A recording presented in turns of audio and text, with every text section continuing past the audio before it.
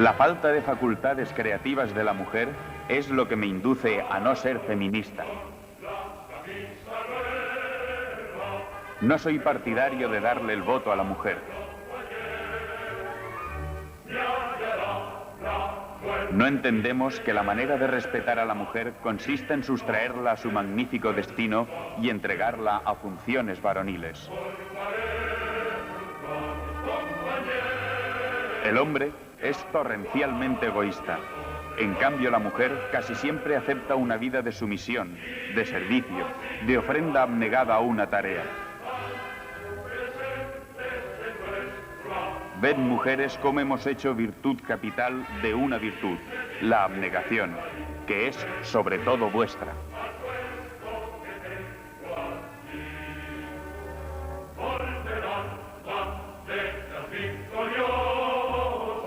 I les xiques de la secció femenina, totes elles militants de Falange, se ho van creure.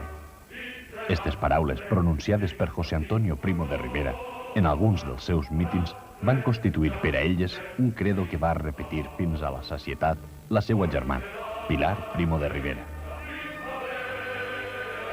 Tenemos que tener detrás de nosotras toda la fuerza y decisión del hombre para sentirnos más seguras. Y a cambio de esto, nosotras le ofrecemos la abnegación de nuestros servicios y el no ser nunca motivo de discordia. Que este es el papel de la mujer en la vida, el armonizar voluntades y el dejarse guiar por la voluntad más fuerte y la sabiduría del hombre. Las mujeres nunca descubren nada. Les falta desde luego el talento creador reservado por Dios para inteligencias varoniles. Nosotras no podemos hacer nada más que interpretar mejor o peor lo que los hombres han hecho.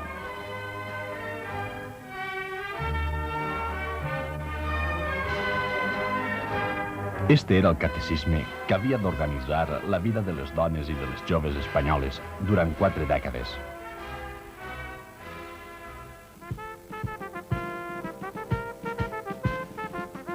La conquista democràtica d'este règim va ser l'entrada com a diputades en el Parlament d'algunes dones. La socialista Margarita Nelken, Clara Campoamor del Partit Radical, Victòria Kent de l'Esquerra Republicana, la comunista Dolors Ibarruri i l'anarquista Federica Montseny. Durant eixa dècada dels 30, els moviments feministes van proliferar. En els anys anteriors s'havien aconseguit alguns avantatges per a les dones treballadores. En la Segona República s'estableix l'assistència mèdica per a la mare obrera i s'implanta l'assegurança per maternitat. Però tal vegada el més important va ser el que tingueren en comú tots els moviments sufragistes, l'intent de trencar per sempre amb la desigualtat política i jurídica que significaven codis com el napoleònic, pel qual s'exigia a la dona una completa obediència al marit.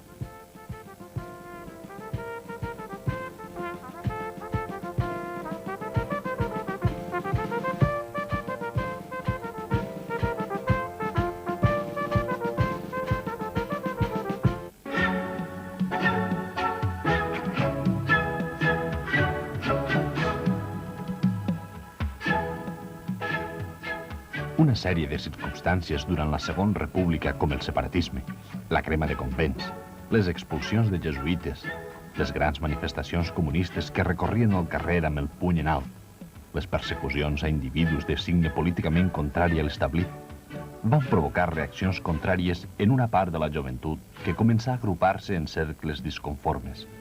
Un d'ells va ser el que es formà entorn a la figura de José Antonio Primo de Rivera, fill del dictador Miguel Primo de Rivera, que dona peu als fonaments de la Falange. Tenemos una fe resuelta, es que están vivas todas las fuentes genuinas de España. España ha venido a menos por una triple división, por la división engendrada por los separatismos locales, por la división engendrada entre los partidos y por la división engendrada por la lucha de clases. Cuando España encuentre una empresa colectiva que supere todas esas diferencias, España volverá a ser grande como en sus mejores tiempos.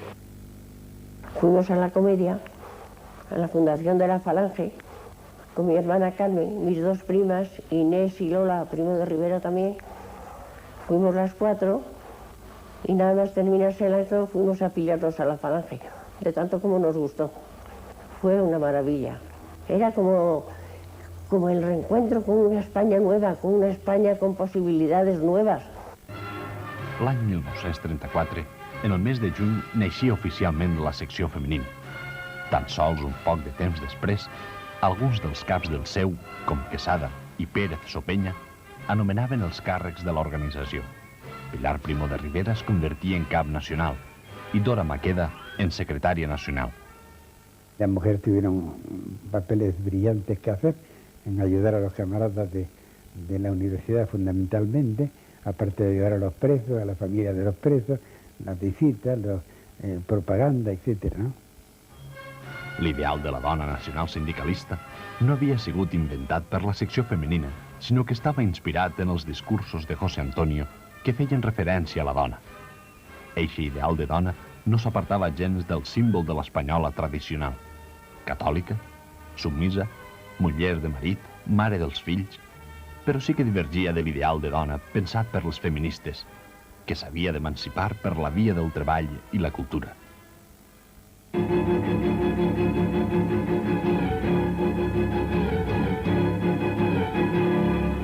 I va arribar la data de la celebració de les eleccions. L'abril de 1936, dos enormes blocs plens de possibilitats s'enfrontaven, la CEDA i el Front Popular. Però també la Falange acudia a les eleccions plena d'il·lusions, però sense cap classe de suport econòmic.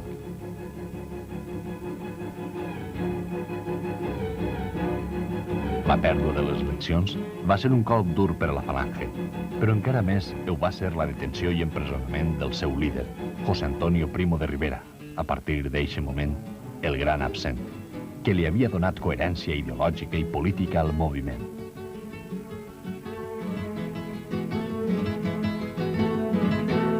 En pocs dies, els fets es precipitaren. La matinada del 12 al 13 de juliol va ser assassinat Calvo Sotelo, líder de la dreta espanyola, i tan sols una setmana després, l'alçament nacional fou l'inici d'un conflicte armat i polític que enfrontà dos Espanyes durant 3 anys.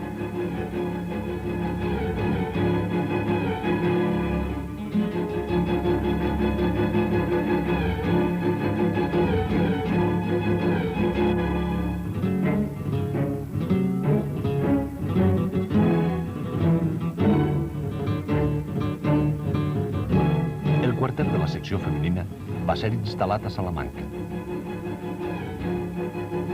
Paral·lelament a Valladolid es troba Mercedes Sanz Bachiller, viuda d'Onésimo Redondo, que havia perdut el seu marit assassinat pocs dies després de l'alçament, i decideix fundar l'Auxili d'Hivern, organizació de caràcter assistencial i benèfic.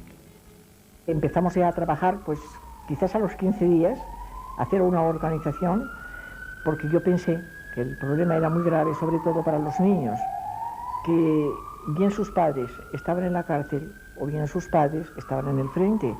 Por consiguiente, el jornal o la asistencia o el dinero que podían atraer a sus casas y aportar a sus casas estaba completamente anulado, ¿no? Y yo dije que estos niños no les podíamos dejar en la calle, teníamos que atenderles, ¿no?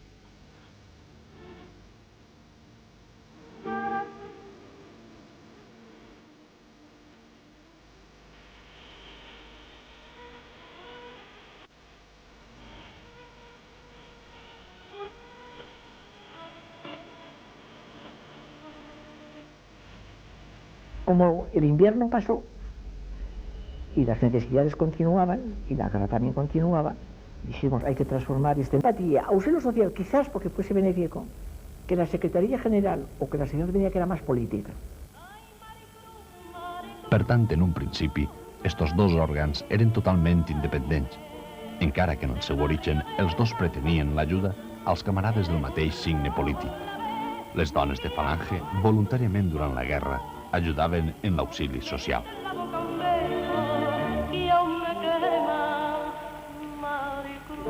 La asistencia en principio era entusiasta y de una donación y de una entrega total, pero la guerra duró 3 años y eso lógicamente cansa un poco a las personas. Y yo le dije una vez a Franco, digo, yo creo que sería conveniente, exactamente igual, que los hombres hacen un servicio militar obligatorio, creamos una especie de obligatoriedad para que las mujeres pues hagan esta asistencia de carácter social. Y entonces cuando me dijo, pues prepárame un decreto y se creó el decreto de servicio social de la mujer. Porque te quiero mi vida, como nadie te ha querido. Algunes de les xiques de la secció femenina ajudaven voluntàriament en l'auxili social, però no per això anaven de la mà. L'enfrontament era cada volta més palpable, motivat pels recels de les dos delegades. Teníamos, no sé, una simpatía, unos medios, un volcán que vinieron los celos, no cabe duda. Y en fin, yo ya casi no quiero hablar de ello, pero hubo una alusión muy profunda, hubo un último Consejo Nacional de Auxilio Social en donde había como unas ciertas críticas, que si nosotros queríamos realmente sustituir a ciertas personas del movimiento, de que si lo que queríamos era todo, que queríamos hacer. Y entonces, pues ya la verdad es que dije... Al final de la guerra.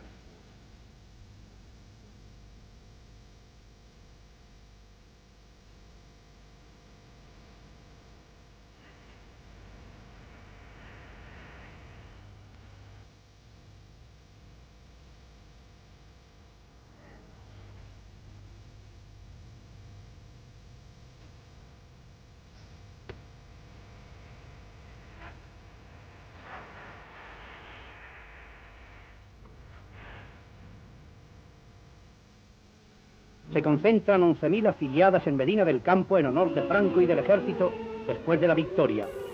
Cada provincia efectúa su ofrenda, mientras un coro de 2.000 voces entona las canciones populares.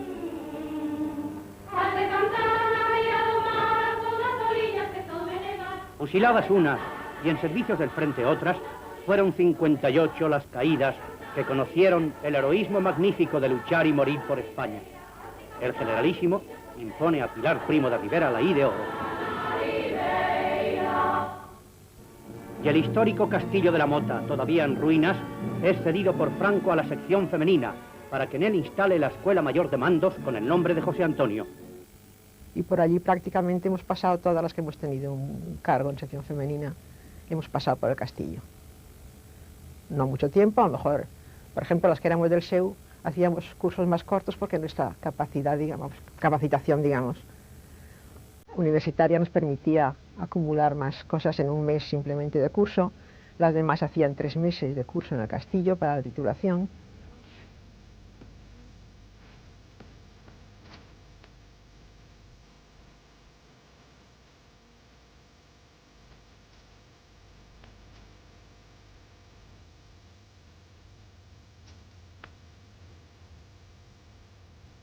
S'inicia la dècada dels 40 i les dones de la secció femenina havien d'intentar colar-se en tots els llocs on els fora possible a través dels diferents àmbits d'actuació.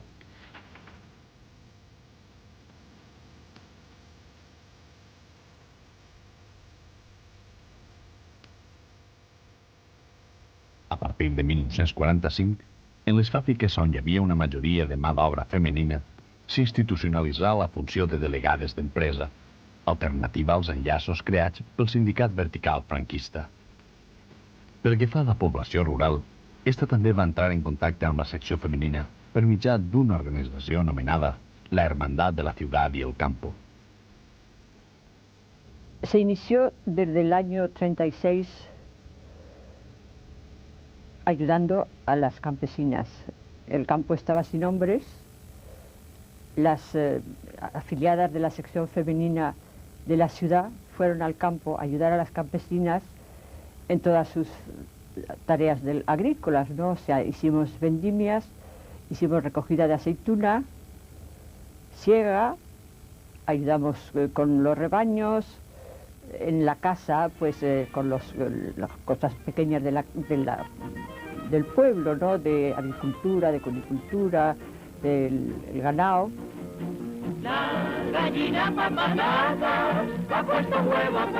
Esta Hermandad de la Ciudad y el Campo, que amb el temps va passar a anomenar-se Regidoria de Treball, ja que amb ells òrgans s'estructurava la secció femenina, a partir de 1940 s'organitzà d'una altra manera.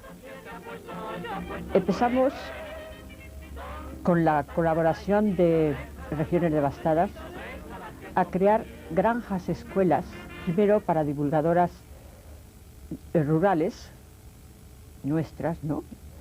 Y luego granjas escuelas para las campesinas, donde se les daba enseñanzas de hogar y luego todo lo que ellas precisaban pues para tener mayor rendimiento en su trabajo, de todo de avicultura, de cunicultura, de toda la cosa porcina, según las regiones, de vaquería, y muy importante, de todos los derivados que no hacían, lácteos, conservas.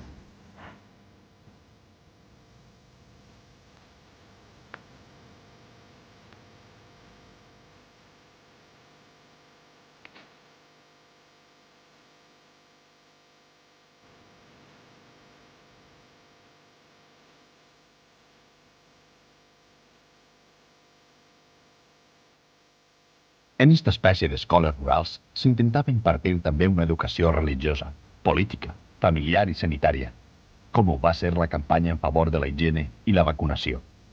Se pretendía que la gente del campo se quedase en el campo. Se vive solamente una vez, hay que aprender a querer y a vivir, hay que saber que la vida... En atenció a esta població rural, sempre més necessitada d'ensenyament, apareixien les anomenades càtedres ambulants, també dependents de l'Hermandad de la Ciudad y el Campo, una espècie d'escoles rodants que es desplaçaven al llarg del territori peninsular per a atendre a la promoció sanitària, cultural i humana dels pobles.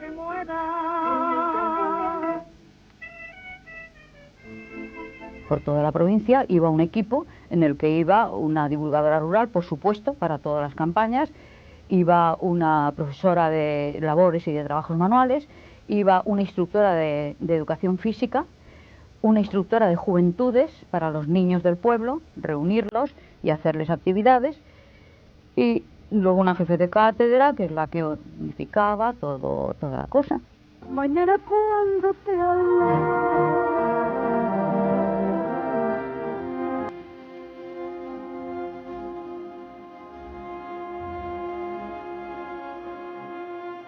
Durant un període de 45 a 60 dies, les xiques de la secció femenina s'instal·laven amb les caravanes en els pobles per a donar classes de cultura general, de cuina, de puericultura i fins i tot de mecànica. Una altra regidoria important era la de divulgació, que s'encarregava, entre altres coses, d'organitzar cursos de socorrisme. Es va fer càrrec de les guarderies iniciades per l'auxili social i dedicar una especial atenció a l'ensenyament de tècniques sanitàries, de puericultura o primers auxilis. El médico contaba con estas muchachas para que le ayudaran. Entonces, pues, intervenían en todas las campañas de vacunaciones, han tenido, en fin, verdaderas campañas, algunas desagradables, como fue la lucha contra el tracoma, que tenían que ir las chicas a las casas de los enfermos a limpiarles los ojos. De las nadas, que eso fue muy posterior, donde iban las que eran instructoras y maestras, se sacaban los dos títulos conjuntamente. O sea, era un título de magisterio, como en cualquier escuela de magisterio, más el de instructora de juventudes.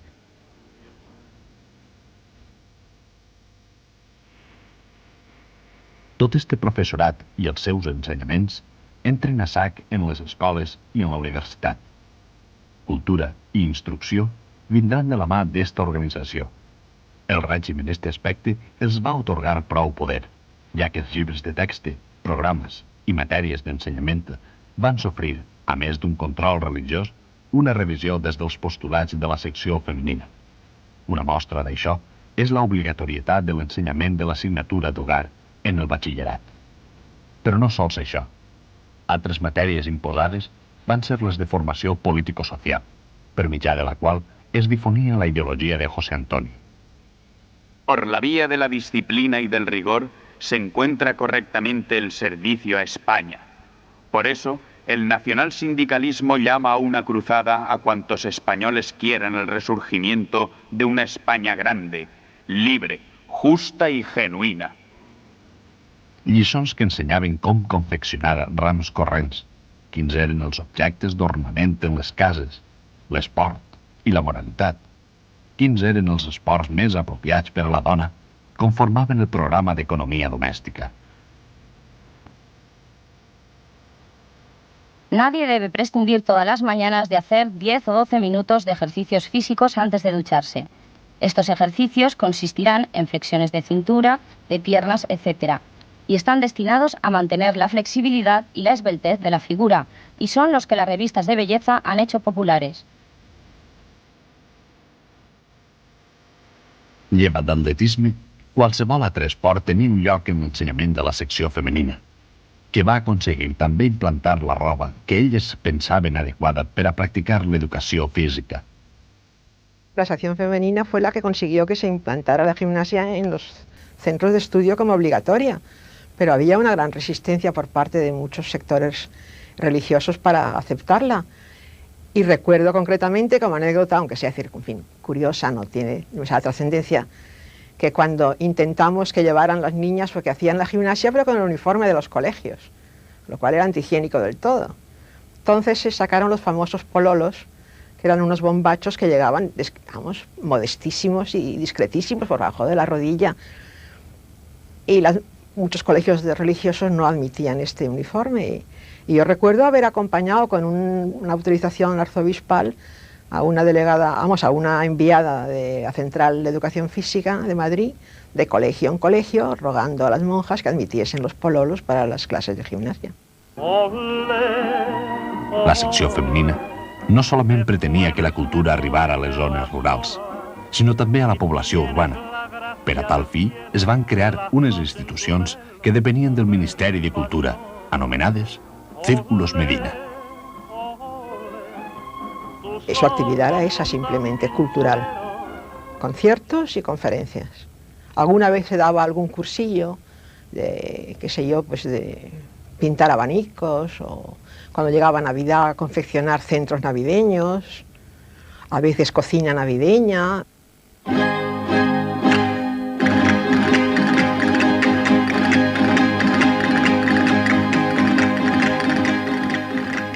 De la mateixa regidoria depenia una altra institució, els famosos coros i danzas, que tenia com a finalitat rescatar, conservar i revitalitzar el folclore espanyol. Cada província tenía el seu coros y danzas. Entonces íbamos a los pueblos, investigábamos a ver qué personas habían bailado en sus tiempos. Por ejemplo, te puedo decir que uno de los más bonitos fue la danza que sacamos del velatori, que es una danza que se danza cuando muere un alba, un niño chiquitito, y lo bailaba, o lo sabía nada más, una señora muy viejecita.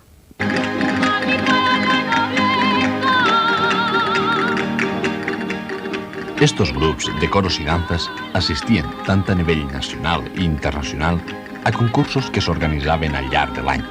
Tal volta per això, era una de les activitats més atraients per a les xiques de la secció femenina, ja que els permetia viatjar i entrar en contacte amb altres jóvens.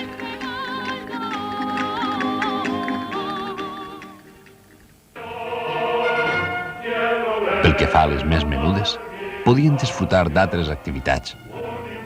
Amb una tal finalitat, apareixien els cercles de joventut i els albergs d'estiu. Albergs que constituïen una forma subtil d'anar modelant el caràcter i l'esperit d'aquelles donetes.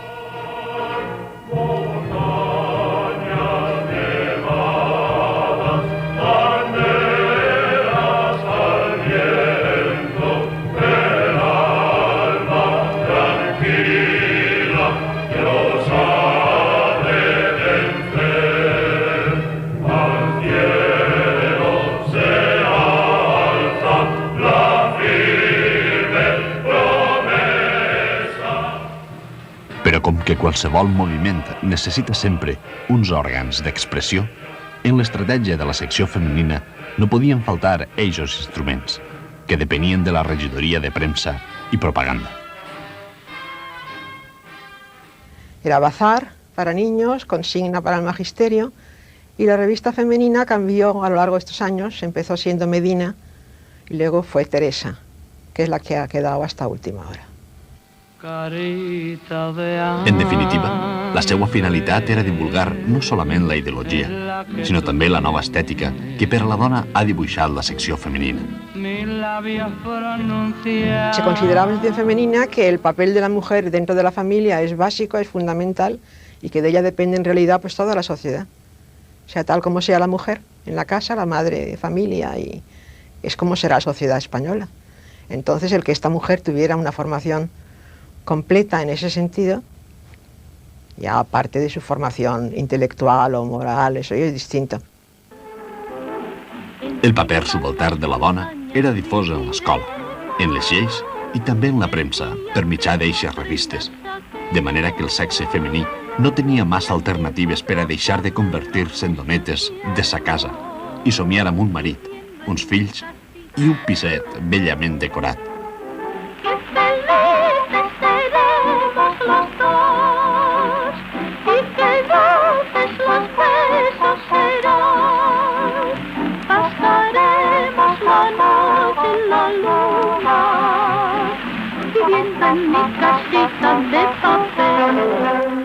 Però on verdaderament la secció femenina exercia una autoritat independent de l'administració de l'Estat era a través del servici social, que havia sigut creat durant la Guerra Civil per Mercedes Sanz Bachiller.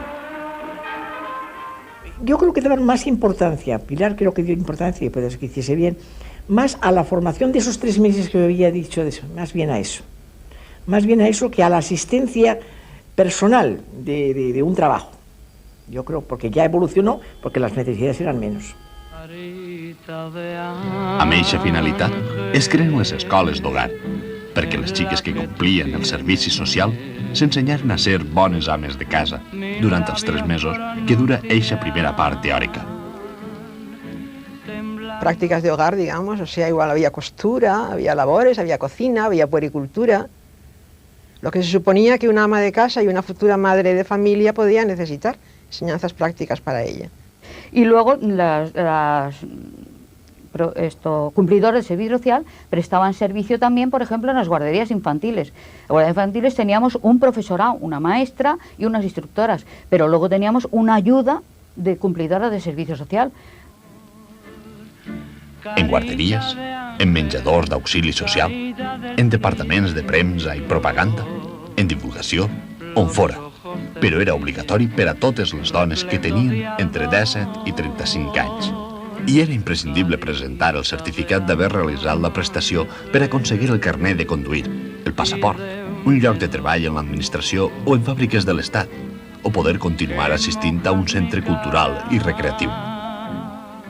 A mí me quedaban unos meses para casarme, pocos, me parece que podían ser 5 o 6 meses o quizá menos, y entonces me dijeron que tenía que tener el servicio social hecho para cobrar mi sueldo. Y claro, naturalmente, pues me tuve que poner a hacerlo, a pesar de que me parece que sería mayo o abril o así, yo me casaba en septiembre. Y entonces lo hice, y era un sitio de Málaga, me parece que era la calle Álamos, donde íbamos un grupo de chicas y allí hacíamos esta cosa femenina de las labores del hogar, ¿no? Luego se cortaban cositas, a lo mejor de ropita de niños chicos, se hacían vainicas, muchas vainicas. Luego yo eso no me ha servido para nada, porque yo vainica no he hecho ninguna. En aquella época había varias alternativas para poder hacer esta prestación y a mí no me iba el hacer canastillas como en general se hacía, y decidí estudiar la carrera de enfermera que convalidaba el servicio social. Eran 2 años, nos examinábamos en la Facultad de Medicina de Valencia. Molt poques eren les excepcions contemplades per decret per a no complir el servici social. Entre elles les monges i sobretot les casades, ja que passar per la vicaria es convertia en un salconduit que els permetia fer de tot, sempre és clar, amb el consentiment del seu marit. Així i tot, moltes dones no feien cas de les normes i, com si fora art de màgia, es trobaven amb el certificat del servici social complit, sense haver-lo fet. Yo estaba en Ibiza, tenía una serie de amigas que se habían dedicado a llevarle cafés con leche y hacerle los recados a una señora gruesa y bastante fresca que había allí en aquel entonces. Yo conocía a algunas personas que habían hecho el servicio social yendo a hospitales, aprendiendo un pequeño oficio o incluso a coser, pues podía tener una utilidad. Pero en aquel caso yo me negaba absolutamente y ahí me entraba una rebeldía tremenda. Así es que lo que hice fue hablar con una amiga mía que estaba allí en el servicio social, no sé exactamente lo que hacía, pero me falsificó los papeles. Yo me encontré pues con mi servicio social hecho, falsificado todo, no fui jamás. Yo estaba ya casada cuando en realidad tuve necesidad de acreditar que tenía hecho el servicio social, que fue cuando me matriculé en la Facultad de Derecho.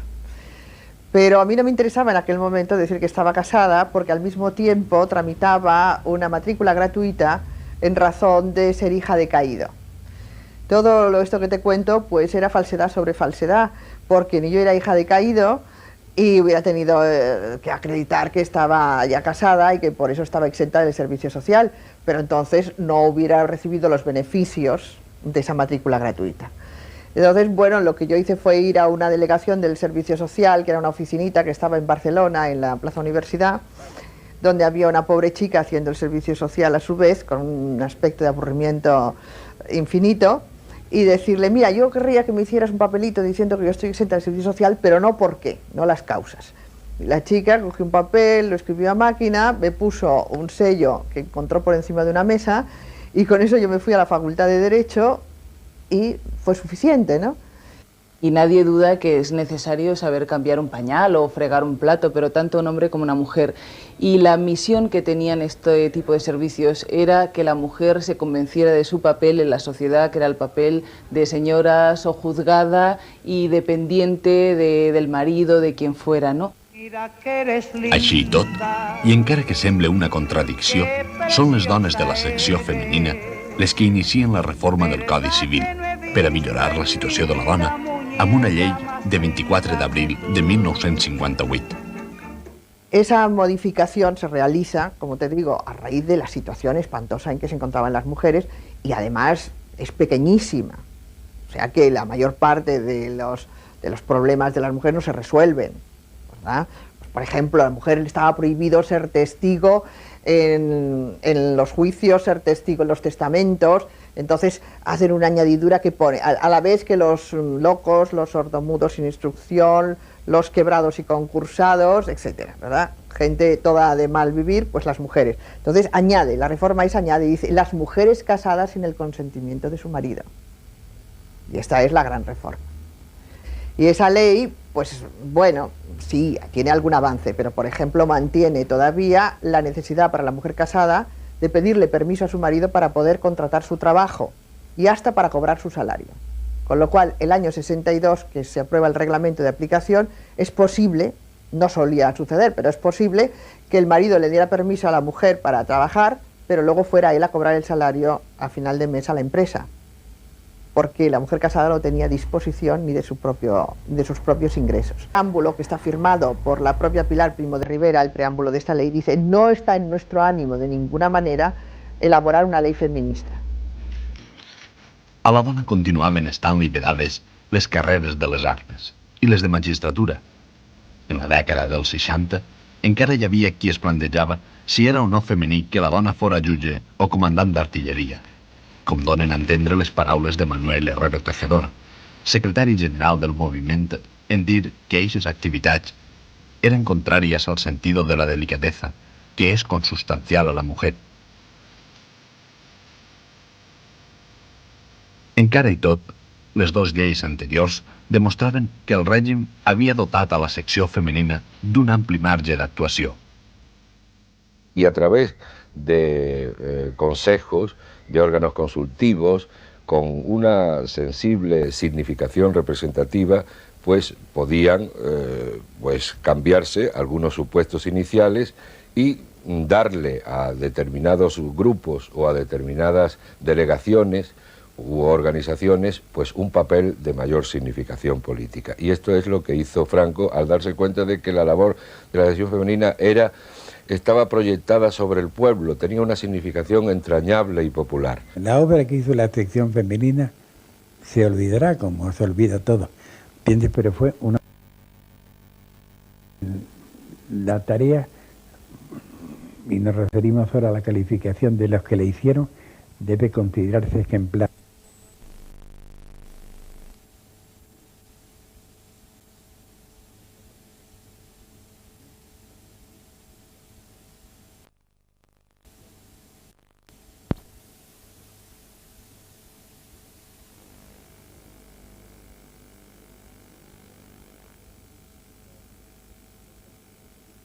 Del régimen que representan.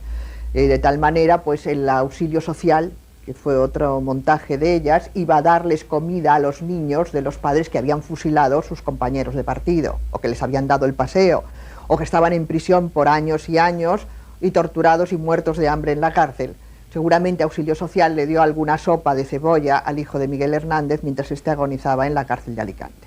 Porque yo creía que no debía seguir la sección femenina, porque enmascaraba el régimen de Franco haciéndola aparecer como falanquista sincero, ¿entiendes? Porque ese era el valor negativo de la labor de Pilar, políticamente hablando. A pesar de tot, la secció femenina no tenia cap poder a nivell polític, però sembla que eixa posició d'inferioritat no preocupava massa a Pilar Primo de Rivera. A las secciones femeninas, cuanto menos se las vea y menos se las oiga, mejor.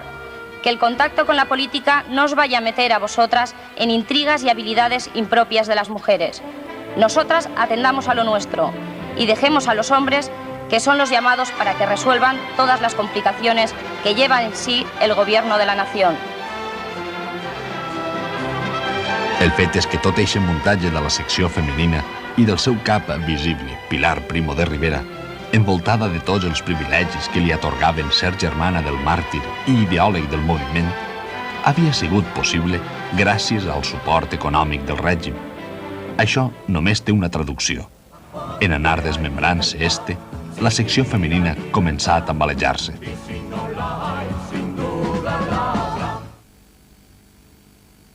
Españoles,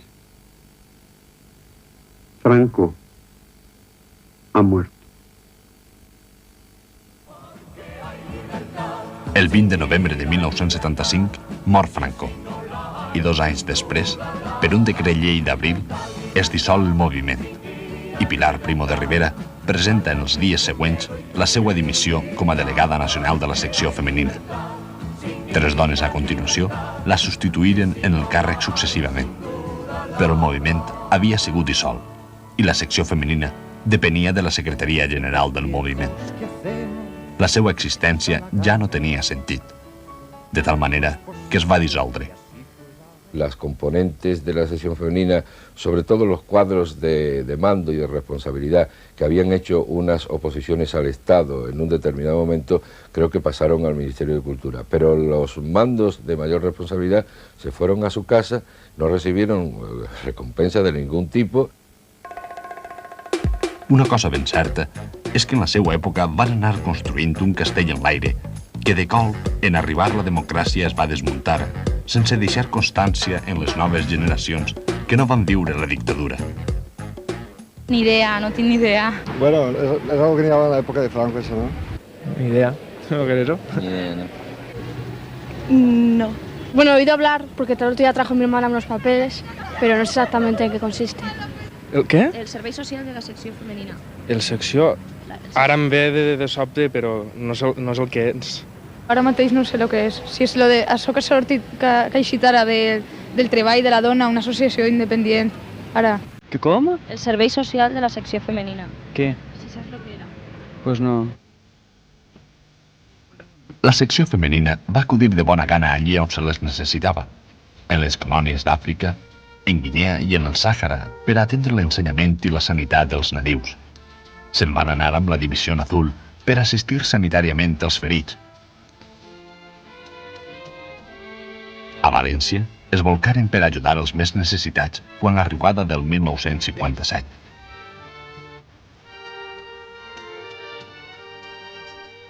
Però no es pot negar que la secció femenina va intentar crear un model de dona i projectar-lo damunt de tota la població femenina espanyola, que no tenia res a veure amb l'aspiració de la majoria de les dones, i que literalment retallava la seva capacitat d'actuació en tots els camps, polític, universitari, social. En casa era l'home qui portava els pantalons, i fora de casa també. I per a les dones de la secció femenina, això era indiscutible. Toda una vida.